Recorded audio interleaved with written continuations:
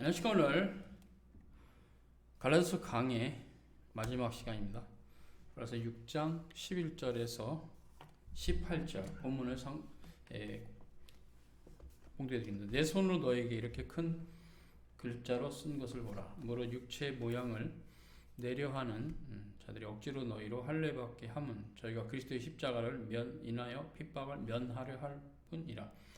할례받은 저희라도 스스로 율법은 지키지 아니하고 너희로 할례받게 하려 하는 것은 너희 육체로 자랑하려 함이니라. 14절. 그러나 내게는 우리 주 예수 그리스도의 십자가 외에 결코 자랑할 것이 없으니 그리스도로 말미암아 세상이 나를 대하여 십자가에 못 박히고 내가 또한 세상을 대하여 그러하니라. 할례나 무할례가 아무것도 아니로되 오직 새로 지으심을 받은 자뿐이라. 무릇 이 규례를 행하는 자에게와 하나님의 이스라엘에게 평강과 긍휼이 있을지어다. 이후로는 누구든지 나를 괴롭게 말라. 내가 내 몸에 예수의 흔적을 가졌노라. 형제들아 우리 주 예수 그리스도의 은혜가 너희 심령에 있을지어다. 원문을 지역 한번 봅니다. 너희는 보아라. 내가 나의 손으로 너에게 얼마나 크게 글자를 썼다는 것이다.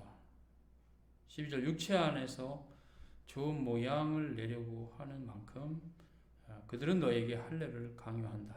이는 그리스도의 십자가로 인하여서 핍박을 받지 않으려는 것이다. 왜냐하면 할례받은 그들 중에 어느 누구도 율법을 지키는 자들은 없기 때문이다. 그러나 그들이 너에게 할례를 베푸는 것은 너희로 육체를 자랑하게 하고자 합니다. 나에게는 우리 주 예수 그리스도의 십자가 외에 자랑할 것이 없다. 이를 인하여서 세상이 나를 십자가에 못 박았고 나도 세상을 십자가에 못 박았느니라. 15절. 할례건 무할례건 아무것도 아니다. 오직 새롭게 된 피조물 뿐이다. 16절. 이 규례를 행하는 자는 누구든지 그들에게 평강이 있을 것이다.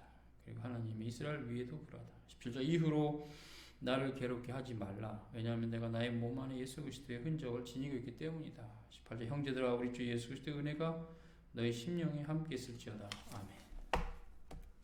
네, 본문에서 봅니다. 11절에서 22절, 13절까지죠. 사도 바울은 갈라디아서 6장 11절에 내 손으로 너에게 이렇게 큰 글자를 쓴 것을 보라. 너희는 보아라. 내가 나의 손으로 너에게 얼마나 크게 글자를 썼다는 것이다. 바울은 갈라디아 성도들에게 이제 본인이 쓴 이 서신이 친필이다. 친필이다. 이렇게 말하는 겁니다. 바울 서신 중에서 이제 어떤 서신은 그 옆에 이제 사서가 있어서 대필하는 경우도 있어요. 그런데 지금 바울은 내가 이거 직접 썼다. 그것은 이제 의도가 있죠. 의도가 왜 이런 말을 하시는가? 사도가 갈라디아 교회 성도들이 더욱 주의해서 읽기를 바라는 심정을 드러낸 겁니다.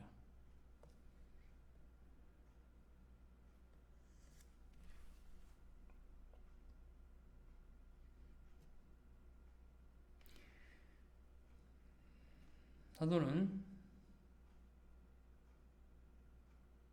거짓 교사들이 할례를 시행하려는 갈라디아 교회 안에 악한 의도에 대해서 말합니다. 무릇 육체의 모양을 내려고 하는 자들이 억지로 너희로 할례받게 함은 저희가 그리스도의 십자가로 인해서 받는 그 핍박을 피하고 싶어서 그런 것이다. 그렇죠. 할례를 받으면 유대교에 속한 그 당시 이스라엘 백성들은 쟤네들이 우리와 똑같이 할례를 받네? 우리 뭐 굳이 핍박하지 말자. 뭐 이렇게 갈 수도 있다는 얘기죠. 즉 할례를 시행함으로 유대인들의 마음을 달래주고 그래서 우리도 너희가 똑같은 종교야 라는 식으로 해서 그리스도의 십자가를 약화시키는 거죠. 십자가의 공로가 모든 걸 완성했는데 할례를 시행하게 되면 십자가의 공로를 약화시키는 거거든요. 그러나 이제 유대인들의 핍박은 뭐 아예 없거나 적어지거나 하겠죠. 예상해 볼 수 있는 겁니다. 그래서 바울은 그들이 너에게 할례를 받게 하는 것은 그리스도의 십자가로 인해서 받는 그 핍박을 면하려고 하는 것이다. 그러니까 주와 함께 고난의 길을 가는 것을 피하고 적당히 유대교의 비위를 맞춰주면서 그들의 거짓된 교리를 따라가더라도 그걸로 말미암아 오게 되는 여러 가지 불이익을 피하는 거죠. 사도시대 교회는 유대인들의 핍박이 거세였습니다. 실은 이제 우리가 그 모양적으로 보면 기독교가 유대교에서 나왔잖아요. 예수님도 유대인이시고. 근데 그들이 모세의 할례를 거부한다 했을 때 크리스찬들이 유대인들의 입장에서는 심하고 불쾌한 거죠. 불쾌한 겁니다. 즉 유대인들은 이렇게 생각한 거죠. 이놈들이 우리 종교의 랍비나 율법사나 바리새인이나 서기관이나 사두개인들의 말을 듣지 아니하고 사도들의 말을 따라가네. 사도들 뭐 있어? 이렇게 생각하는 겁니다. 새 언약의 이방인 그리스도인들은 사도들의 가르침을 따라 할례를 받지 않았어요. 그것은 사도행전 15장에 그 사건이 기록되어 있죠. 사도행전 15장 읽어보면 할례를 할 필요가 없다 이렇게 말했고, 갈라디아서는 이제 그 사도행전 15장에 대한 해설서 같은 건데 왜 할례를 받으면 안 되는지에 대해서 조목조목 이렇게 따지고 논증하고 진리가 뭔 것을 드러내고 있어요. 갈라디아서는. 갈라디아서는 사도행전 15장의 그 안건, 즉 할례를 해야 되냐 하지 말아야 되냐, 해도 되냐 하면 안 되냐, 이런 논란에 대해서 결정이 된 회의인데, 사도행전 15장이 그 결정사항의 의미가 뭔가를 사도 바울이 갈라디아서에서 정확하게 이제 풀어준 거죠. 그래서 갈라디아서는 사도행전 15장의 그 안건, 예루살렘 총회에 상정된 그 안건에 대한 거의 해설서 같은 수준이에요. 아주 정확하게 왜 그때 사도들이 사도행전 15장에서 예루살렘 총회에서 그것을 할례하면 안 된다, 그것을 결정했느냐라는 것에 대한 신학적 논증, 그것을 갈라디아서가 하고 있어요. 그래서 갈라디아서는 그렇게 할례와 함께 교회 안으로 들어올 수도 있었던 구약의 모든 제사법, 사회법 이런 것들에 대해서 할례와 함께 스톱, 들어오지 마, 너희들은 들어오면 안 돼, 이렇게 한 거죠. 여기서 이제 후대 교리가 정리된 것은 신구약 경륜의 차이점으로 그리스도가 오시기 전과 오신 이후에 구약의 교회와 신약의 교회를 다스리는 방식이 다른 거죠. 즉 그 은혜 언약의 표징이 겉으로 나타날 때 다른 거죠. 구약은 할례, 신약은 세례. 구약은 6월절의 만찬, 신약은 성찬으로, 이렇게 라틴어로 모두스, 방식이라는데요. 뜻이 방식이 바꾼 겁니다. 그때는 이제 이스라엘 백성들의 종교의 규례로서 그것이 있었어야 되고 있었어요. 그러니까 새 언약에는 그리스도가 오심으로 그런 예표가 되는 모든 그것을, 그런 형태의 시행들을 십자가로 완성하셨기 때문에 이제는 옛 언약의 표징 가운데 있었던 그 옛 언약의 경륜 아래의 표징으로 있었던 할례와 유월절의 만찬을 할 필요가 없는 겁니다. 그리스도가 그의 몸으로 완성하셨기 때문에. 그래서 이제 바울은 오늘 본문에 십자가를 따라간다 그 말이에요. 십자가를 얘기를 하고 있어요. 그래서 내게는 우리 주 예수 그리스도의 십자가 외에 자랑할 게 없다. 그래서 오히려 그리스도로 인해서 세상이 나에 대해서 십자가를 못 박혔고 나도 세상에 대해서 그러하다, 이렇게 말한 거죠. 그래서 할례나 무할례는 아무것도 아니다. 아무것도 아니다. 새로 지으심을 받은 자뿐이다. 즉 다시 이것을 표현하면 중생한 것, 새로운 피조물이 된 것, 그런 중 누구든지 그리스도 예수 안에 있으면 새로운 피조물이다. 이전 것은 지나갔으니 보라 새 것이 되었다. 그 본문과 연결이 되죠. 연결돼서 그런 의미와 관련해서 바울은 그거밖에 없다. 그리스도의 십자가밖에 없다라고 말한 겁니다. 그래서 그리스도의 십자가밖에 없다는 의미를 이제 잘 이해해야 되겠죠. 그것이 바로 이것이죠. 이제 할례와 6월절의 만찬 같은 모세의 법에 속한 것들은 지키면 안 된다. 지킬 필요가 없다가 아니라 아예 지키면 안 된다. 그것은 예언약의 경륜 시대에 그리스도가 오시기 전에 예표와 모형과 그림자로 하나님께서 주신 것이다. 이스라엘에게만 그 경륜의 시한이 다 됐다. 왜? 예수님께서 오셨기 때문에. 십자가로 승리하셨기 때문에. 그래서 나는 십자가 외에는 자랑할 것이 없다. 이런 맥락의 말을 사도 바울이 지금 이 본문에서 하고 있는 겁니다.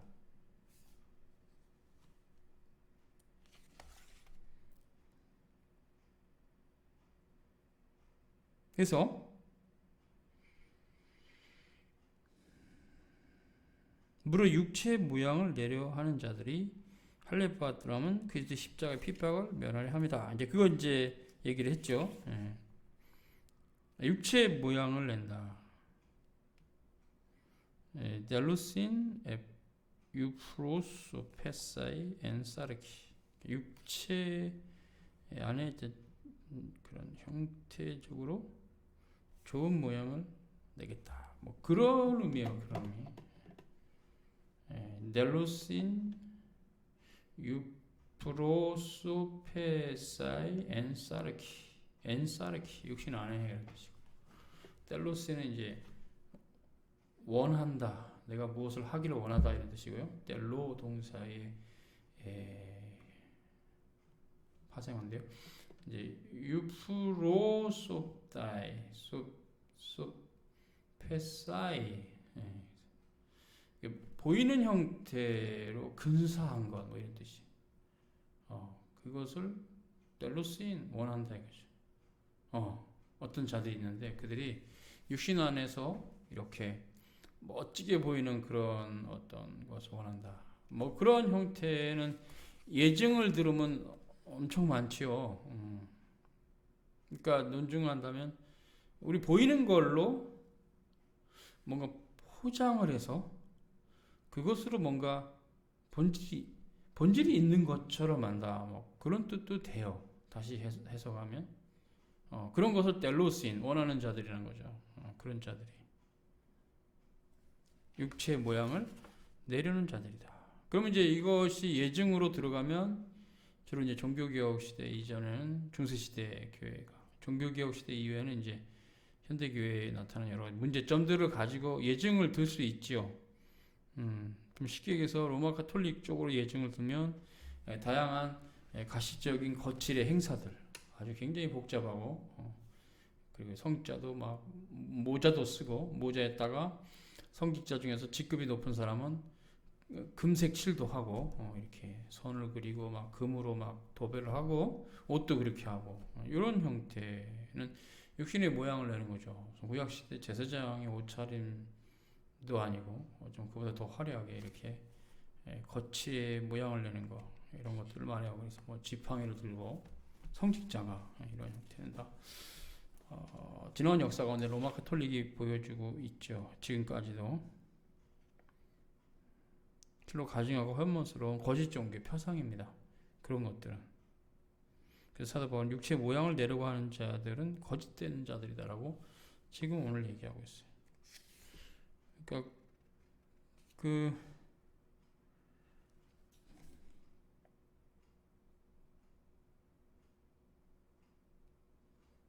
그것이 이제 할례로 들어간 거죠. 할례로.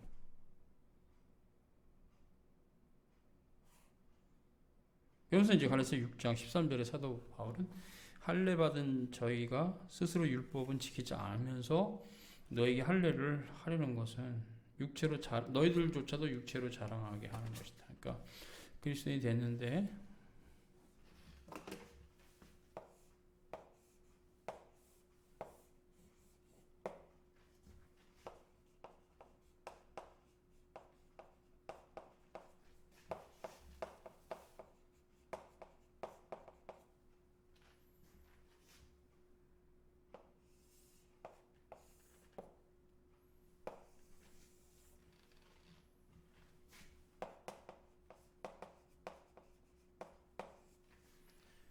그리스도인이 됐는데 옛 언약 시대에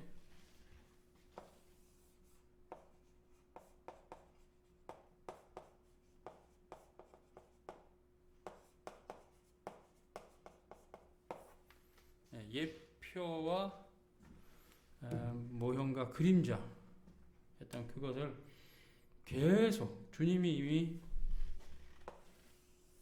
이 땅에 오셔서 십자가로 승리하셨음에도 불구하고 지켜야 된다고 말하는 자들은 그런 자들은 얘기죠. 바로 그런 자들. 육체를 자랑하고 또 기독교인조차도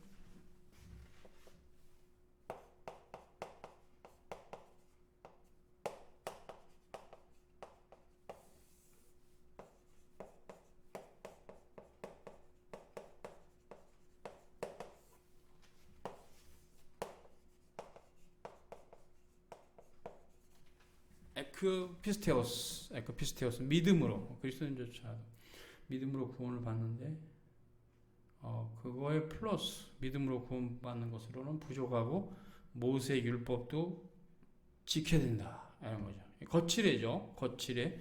모세 율법을 지키기 시작하면 이제 6월절에 만찬도 먹어야 되고 구약의 모든 절기도 지켜야 되는데 레이지파의 모든 종교적 의식을 지켜야 되는데 그럼 이게 새 언약의 교회가 되겠어요?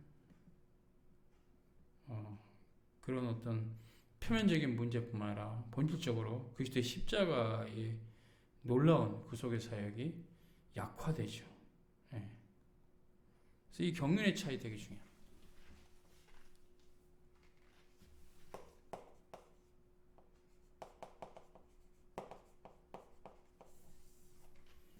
신구약 경륜의 차이라는 것은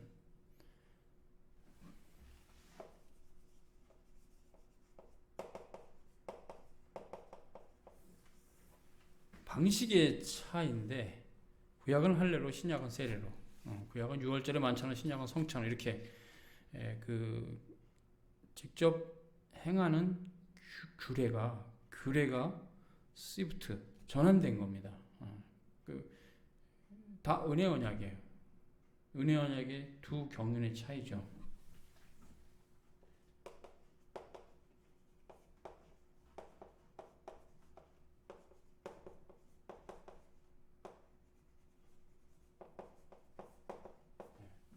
은혜 언약의 두 경륜의 차이입니다. 네. 본질은 같죠.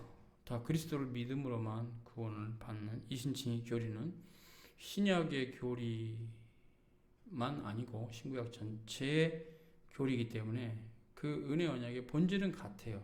예수 그리스도를 믿음으로 구원받는다. 근데 구약은 예수 그리스도를 믿음으로 구원받는 것이 예표와 모형과 그림자로 계시되었고 신약은 실체로 우리에게 오셨죠. 이제 그런 차이들을 바울이 이 본문에서 얘기하는 겁니다.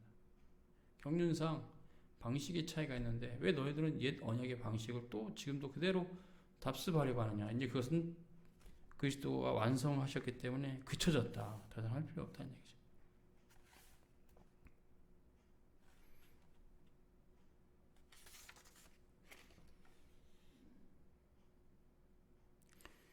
그래서 이제 이런 형태의 신앙의 외모를 추구하는 형태가 종교적으로는 이제 율법주의라고 그래요.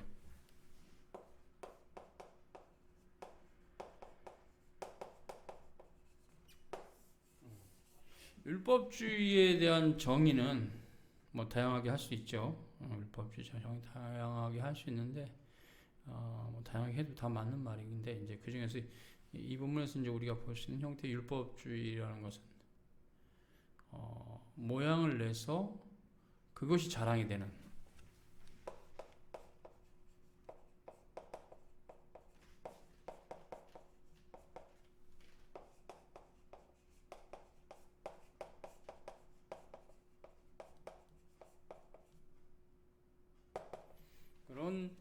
그것이 자랑이 되는 형태의 신앙생활을 율법주의라고 해요.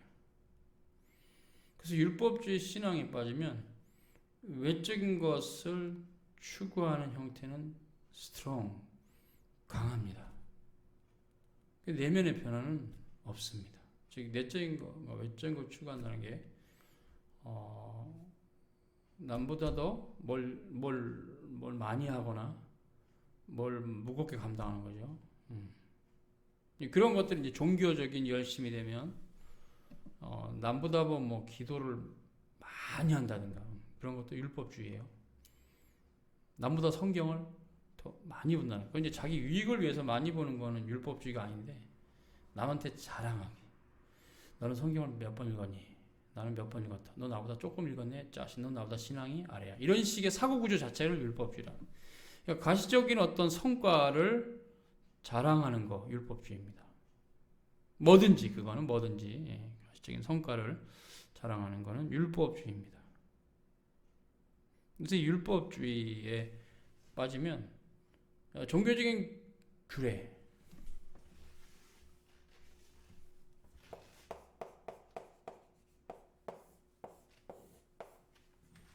이 종교적인 규례는 열심히 행하는데 하나님 말씀을 아는 게 하나도 없고 지적으로도 하물며 하나도 없고 그 말씀을 깨달아서 그 말씀대로 살아가는 것은 아예 없고 그러니까 교회가 부과하는 외적인 규례를 철저하게 지킴으로 구원을 얻었고 생각하는 그런 신앙을 율법주의라 합니다. 율법주의는 오늘 여기서 바울이 얘기하는 거예요. 육체의 모양을 내서 그 육체를 자랑하는 거죠. 내가 뭘 했다, 뭘 했는데 다른 사람보다 성경도 많이 읽었고 기도도 몇 시간 더 했고 그렇죠. 종교적인 열심이나 가시적 성과를 자랑하는 게 율법주의인데 오늘 여기서 말하는 육체로 자랑하는 겁니다. 그 자신의 어떤 종교적인 공로, 열광, 노력에 의해서 신의 경지에 이르렀다. 이렇게 보는 형태예요. 기독교 혼합주의죠. 그래서 중세 시대에는 굉장히 이렇게 신비주의에 빠진 신자 중에서는 거기는 사제들도 있겠지만 우리는 그리스도 없이 하늘나라 갈 수 있다. 어떻게? 우린 잘났으니까. 우린 굉장히 하나님 앞에서 완벽하게 살았다. 이런 식의 신비주의자들이 있었어요. 중세 시대에. 그래서 그리스도 없이 하늘나라 갈 수 있다라고 생각했던 그 어리석음과 무지와 오만과 이것이 다 뒤범벅돼 가지고 중세시대 신앙이 얼마나 형편없었는지 알 수가 있죠. 굉장히 화석화되고 그렇죠. 경직된 신앙이죠. 주님을 사랑함도 없고 이웃을 사랑함도 없어요. 다만 내가 율법을 지킴으로 의롭게 된다는 식의 사고가 있었어요. 그래서 이 놀라운 사도 바울의 교리는, 이 신칭의 교리는 계속 교회사 가운데는 까먹어요. 교회들이 까먹어, 잊어버려. 그리고 율법주의로 많이 휙가닥 가는 경우가 있었죠. 율법주의는 다시 한번 말하면 공로주의입니다. 공로주의. 하나 앞에 자기의 가시적 성과를 자랑하는 것. 그래서 그 성과가 남보다 좋으면 난 하늘나라에서 더 큰 상급을 받는다. 왜? 내가 다른 사람보다 잘났거든. 그거예요. 딱 그거예요. 아니라고 그래도 얘기하는 거 보면 결국 그거네. 너가 잘났으니까 다른 사람보다 상급을 더 크게 받는다는 거구나. 남보다 더 많이 수고했다. 거기까지는 말할 수 있어요. 근데 그래서 이거는 내가 한 것이기 때문에 나는 남보다 더 많은 상급 받는다. 자기 공로로 하나님 상급을 크게 받는다는 식의 사고죠. 사실은 그들은 하나님 사랑이나 이웃 사랑이 없습니다. 참 이런 분들은 좀 심각한 거죠. 번듯한 신앙인인데 하나님 사랑과 이웃 사랑이 없다. 그래서 나는 신앙생활 열심히 해서 기도도 하루에 5시간 해서 부자가 됐다. 그리고 이제 예수님 말씀하십니다. 마음 안에. 그러면 그 부유함의 일부는 가난한 사람에게 돌려라. 왜요, 예수님? 내가 기도생활 열심히 하고 부자 된 건데. 이런 식의 사고가 율법주의입니다.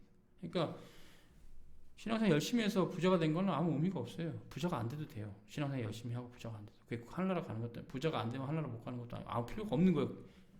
부자가 된 거는 기도를 열심히 된 게 아니고 기도를 열심히 안 하는 사람도 부자가 되기도 하고 하니까 그냥 하나님 주신 거죠. 하나님 주권에 속한 거예요. 줄 수도 있고 안 줄 수도 있고 열심히 노력은 다 했지만 그렇기 때문에 자신의 부요함을 자랑한다. 이웃 사랑은 하나도 하지 않으면서 오히려 자신의 부요함으로 이웃을 짓밟는다 하는 사람이 과연 중생한 신자인지도 돌아봐야 될 상황이에요. 율법주의자거든요. 그래서 신앙생활을 잘해서 자기가 가시적으로 뭔가 성취가 있었다, 남보다 더, 이런 형태는 사고 구조가 굉장히 잘못된 거예요. 다 사고의 그 근저부터 다 쓰레기같이 버려야 돼요. 쳐내야 돼요. 그건 거짓된 교리입니다. 그렇기 때문에 빛 가운데 있다고 하면서 형제를 사랑하지 않는 자는 여전히 어둠 가운데 있던 사도 요한의 그런 놀라운 교리처럼 결국 우리는 하나님 사랑과 이웃 사랑을 통해서 신앙의 열매를 드러내는 것이지, 남들 보기에 번듯한 신앙생활을 하고 그래서 가시적인 성과가 좋았다 해서 그것이 뭐 대단한 것도 아닌 거죠. 여전히 자신이 남보다 더 우월한 위치에 있거나 혹은 또 우월하게 된 것에 대해서 자랑하고 남을 멸시하고 무시하고 이런 식으로 한다면 뭐 세상에서 인종차별주의자하고 다르게 뭐 있어요. 그분들이 피부색 갖고 차별한 거죠. 이런 피부색은 우월하고 저런 피부색은 나쁜 피부고, 그런 식으로 말하는 사람이랑 본질적으로 다를 게 없잖아요. 그래서 결국 이렇게 자신의 성과로 자랑하면서 다른 사람을 뭉개는 형태, 이건 되게 위험한 사고인데 우리는 버려야 됩니다. 율법주의거든요. 그거는 왜 눈에 보이는 것을 자랑하는 거니까.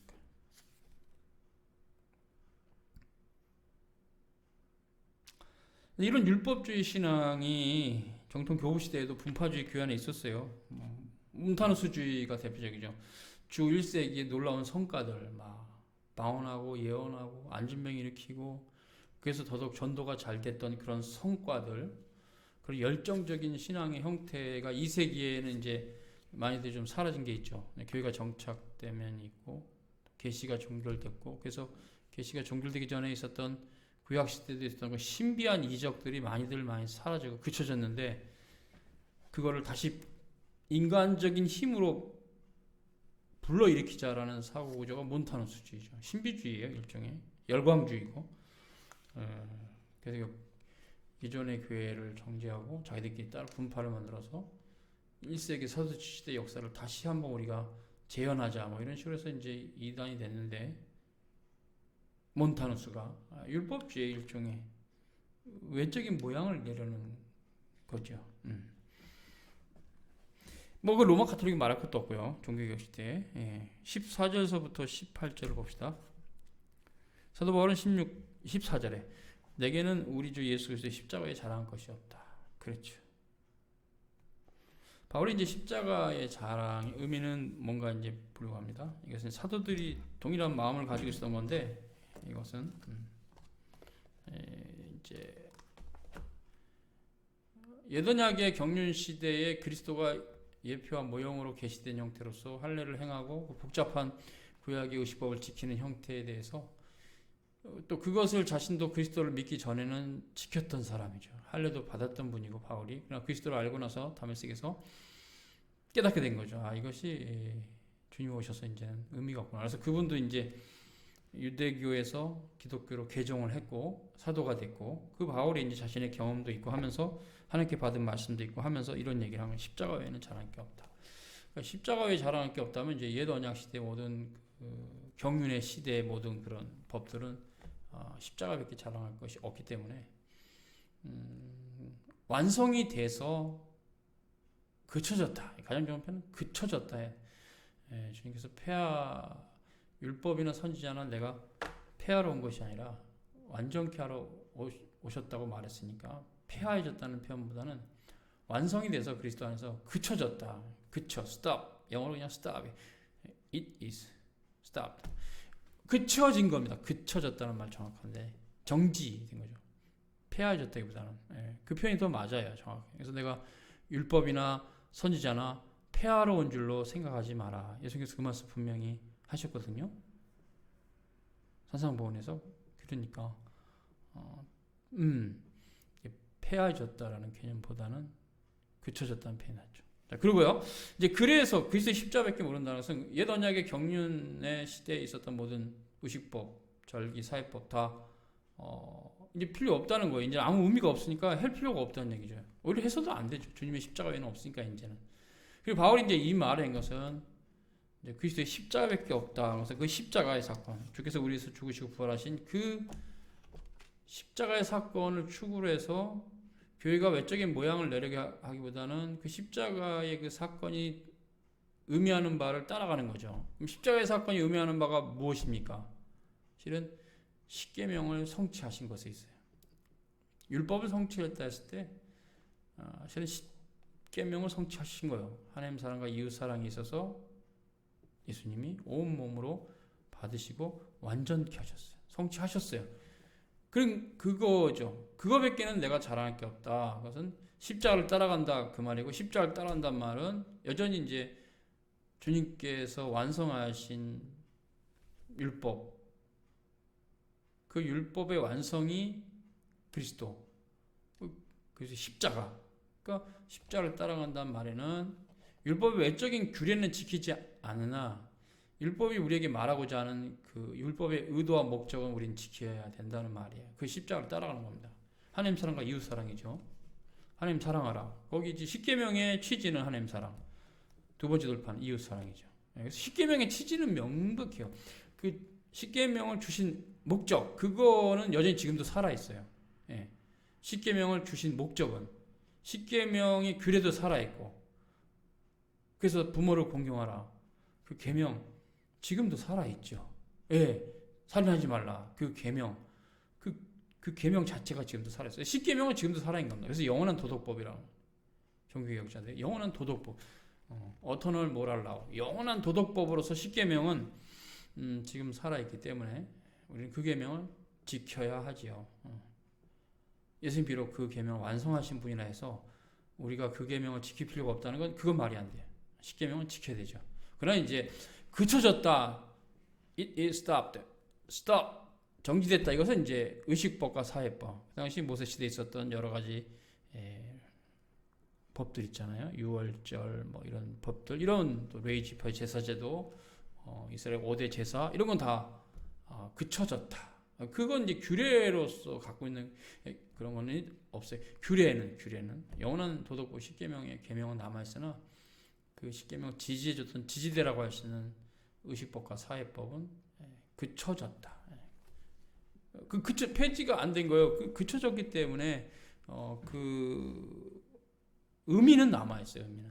지금 우리가 유월절을 시행할 필요가 없고 해서는 안 되지만 그 유월절의 의미, 예수 그리스도죠. 십자가죠. 예수의 십자가죠. 그 의미는 남아있어요. 여전히 구약의 그 법들이 그 의미가 스톱이 아니고 폐지된 것도 아니고 남아있어요. 의미는.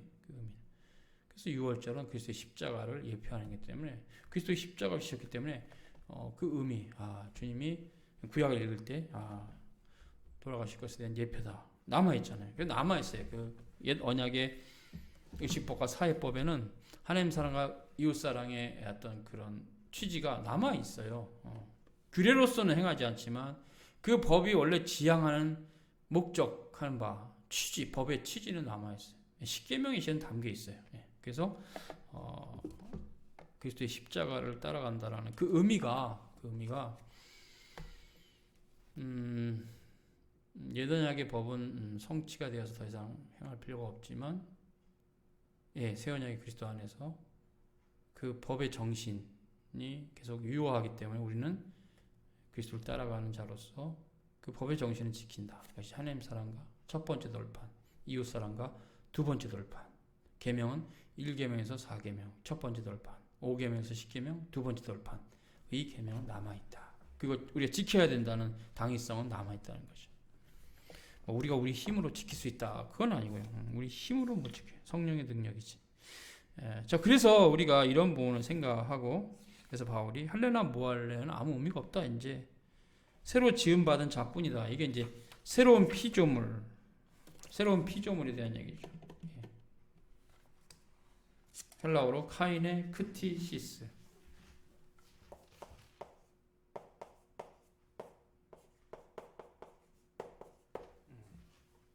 헬라어로 카인의 크티.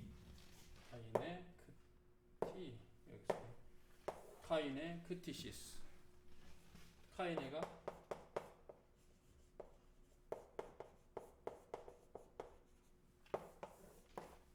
그래서 카이네 크티시스. 카인의 크티시스라 합니다. 새로운 피조물.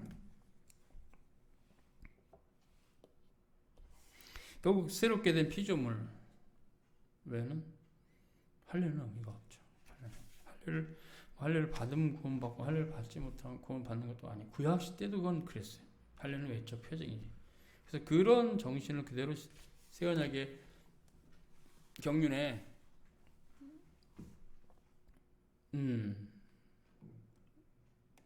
시대 말한다면 세례를 받았기 때문에 세례 때문에 구원받은 건 아니에요. 성령으로 중생해서 그리스도인이 되었기 때문에 참된 그리스도인이 되었기 때문에 그 외적 표징으로 세례를 받는 거예요. 근데 그거는 시기적으로 세례를 받고 나서 중생할 수도 있겠죠. 또 중생한 자가 세례를 받을 수도 있겠고 그거는 꼭 일치하지는 않을 수 있다. 시기적으로는. 그러나 이제 세례는 그래도 받아야 되죠. 신자라면. 외적 표징이니까. 세례를 받는 순간 원래 중생 아닌데 세례를 받는 순간 외적인 믿음도 없어요. 근데 세례를 받는 순간 중생이 되느냐 그런 건 아니에요. 중생은 자기가 하나님의 말씀을 깨닫고 믿고 그렇게 받는 거니까 세례를 받는 나라고 중생한 나라고 꼭 일치한 건 아니에요.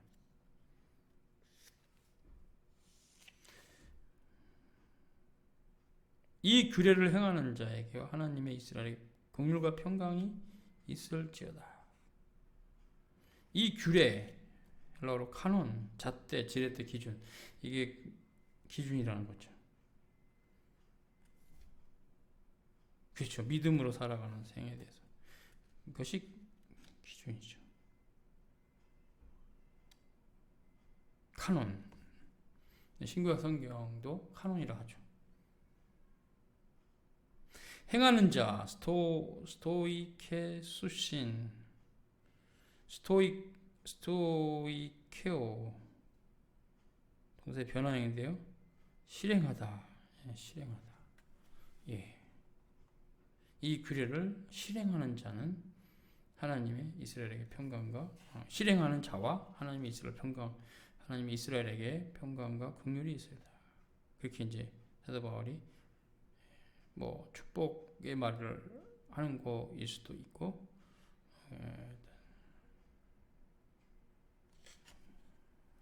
뭐랄까요? 간구의 말일 수도 있고, 평강과 긍휼이 있을지어다. 이렇게 말합니다. 사도 야고보는 1장 22절 25절에 야고보서 너희는 도를 듣고 행하는 자가 되고 듣기만 하는 자신을 속인 자가 되지 말라. 누군지 도를 듣고 행하지 않으면 거울로 자기 생긴 얼굴을 보는 사람 같은데 제 자신을 보고 가서 그 모양이 어떤 것을 곧 잃어버리는 자다. 자유하게 하는 온전한 율법을 들여다보고 있는 자는 듣고 잊어버린 자가 아니요 실행하는 자니 이 사람이 그 행하는 일에 복을 받으리라. 그래서 제로부터의 자유는 하나님의 말씀에 순종에 있습니다. 제로부터의 자유는 그밖에 없어요. 다른 길은 없습니다. 그래서 이건 하나의 은혜인데 누군지 도를 듣고 행하지 아니하면 거울로 자기 얼굴을 보고 잊어버린 사람 같다. 행함으로 복이 있다. 그렇죠? 행하기 전까지는 복이 없어요. 행하기 전까지 알고 있어도 복이 없어요. 행할 때 복이 있습니다. 그래서 직역하면 너희는 말씀을 행하는 자가 되라. 말씀을 듣기만 하여 스스로를 속이는 자가 되지 말라. 말씀을 듣고 행하지 않는 자는 그의 본 얼굴을 거울로 보고 있는 사람 같다. 그냥 자기 얼굴을 보고도 거울 앞에서 곧 떠나면 자기 모습을 잊어버린 사람과 같다. 자유하게 하는 온전한 법은 율법이죠. 들여다보고 거기에 거하는 자는 듣고 잊어버린 자가 아니고 수고를 행하는 자다. 즉 자유하게 하는 온전한 법을 보고 그 법의 효력을 경험할 수 있는 자는 그렇죠. 그 법을 듣고 잊어버린 자가 아니고 실행하는 자라는 얘기죠. 이 사람이 그의 행함으로 복을 받을 것이다. 이렇게 말하고 있습니다. 사도 바울은 이제 갈라디아서 6장 17절 18절에 다음과 같이 서신에 맺은 말을 하고 있어요. 이후로는 누구든지 나를 괴롭게 말라. 내가 내 몸에 예수의 흔적을 가졌노라. 형제들아, 우리 주 예수 그리스도의 은혜가 너희 심령에 있을지어다. 아멘. 예, 마지막이죠. 갈라디아서에 사도 바울은 하나님의 말씀을 혼잡케 하는 거짓 교사들에 대해서 경고합니다. 사도 바울을 괴롭힌 자들이 바로 그런 자들이에요. 사도가 하나님의 말씀을 잘 증거하고 떠나면 그 교회에 들어와서 교인들 마음을 뒤집어 놓고 일부는 또 데리고 나가고 이런 자들. 하나님의 교회를 거짓 교리로 흔드는 자들이다. 이렇게 사도 바울은 말하고 있습니다. 사도는 그러한 거짓 교사들을 엄중하게 책망합니다. 그리고 이어서 증거하기를 내가 내 몸에 예수의 흔적을 가졌다. 이렇게 말하고 있어요.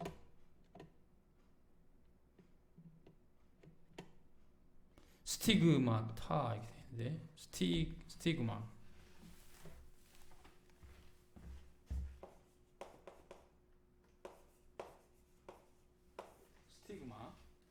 예, 스티그마라고 하는 거 스티그마.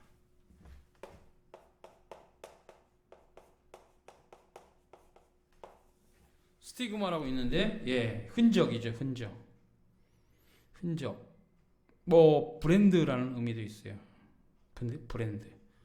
예, 마크. 어느 고등학교에 뭐 마크. 어느 대학교 고등학교 표시다 이런 마크. 그런 마크. 예, 그런 의미가 스티그마에는 있습니다. 내 몸에서 예수의 흔적이 있다. 이렇게 바울은 자신에 대해서 말합니다.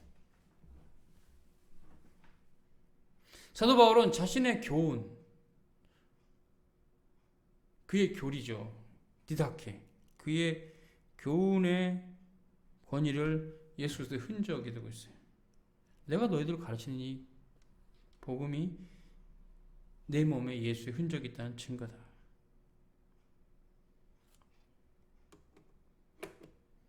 바울은 갈라디아 교회에게 우리 주 예수 그리스도의 은혜와 평강이 있기를 간절히 기도하는 거죠. 은혜가 너희 심령에 있을지어다. 갈라디아 교회를 향한 애정이 여전히 있었던 바울의 어떤 목회자로서의 자세죠.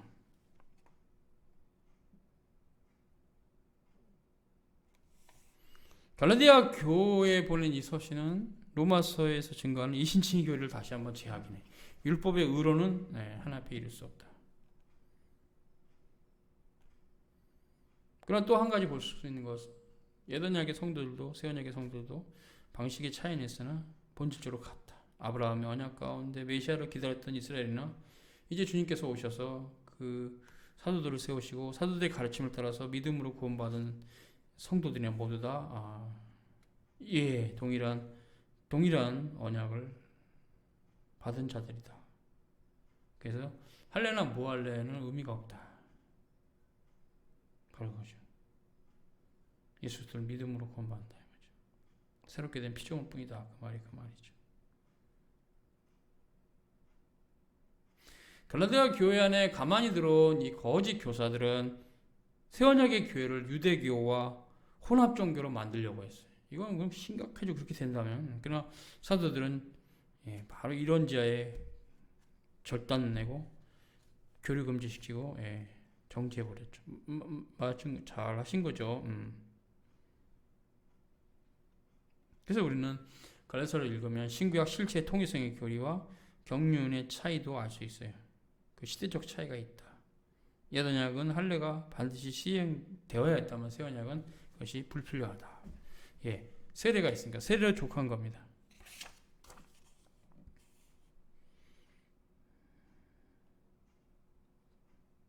사도 바울은 갈라디아서를 통해서 올바른 교리를 우리에게 지금도 우리에게 개진하고 있어요. 그래서 갈라디아서는 참된 종교가 타락하면 어떻게 변질되는 것을 우리에게 드러내고 있어요.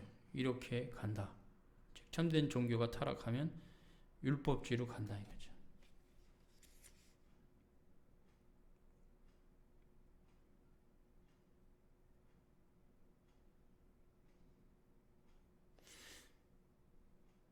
사도 바울의 이 갈라디아서는 로마서와 함께 종교개혁의 중요한 교리적인 배경을 제공합니다. 그 당시 이제 로마 가톨릭이 율법주의에 있었으니까. 우리는 사도 바울의 갈라디아서를 통해서 참된 종교의 자태가 어떠해야 될 것을 알 수가 있습니다. 또 거짓 종교의 실상도 알 수 있었습니다. 모든 신자들은 사도 바울의 갈라디아서를 통해서 참된 종교가 무엇인가를 제대로 이해하는 경지에 이르러야 될 것입니다. 수고하셨습니다.